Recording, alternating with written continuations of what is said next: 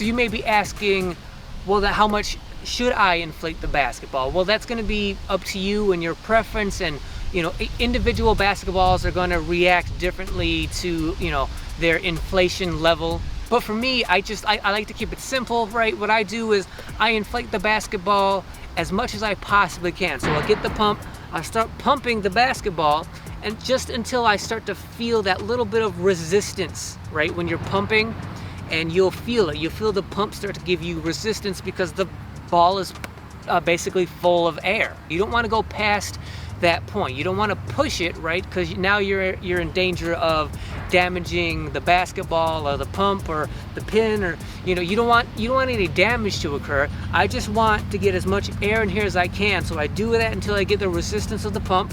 I can, just by feeling the basketball, I can feel that it's inflated to its capacity. Take that pump off, and now it's got as much air as it can possibly have in it without doing damage to the basketball, and now it's ready to use and practice with. I've never had a basketball have any damage to a basketball from overinflating them, and I've been doing it for 25 years.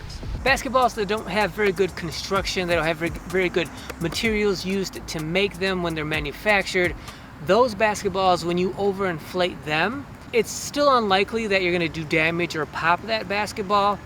However, I found that those basketballs, when you overinflate them, especially when you inflate them to like max capacity like I do, some of them on occasion you may get like a crazy over the top ridiculous bounce where the ball bounces way too much. At that point, it's no longer helpful when a ball is crazily overinflated, and because it has cheap materials made out of it, it bounces way too crazily. Like to that point, that's not helpful. Usually that never happens with higher quality basketballs, like average, even lower average basketballs. But sometimes if you happen to have a cheaper made basketball, that can definitely happen. In that case, I would say do what you can, like inflate it to the point where you get a little bit more bounce, but you don't have to do like max capacity inflation like I do. Just get a little bit more bounce than you're used to, but don't get that super crazy bounce if you happen to come across that.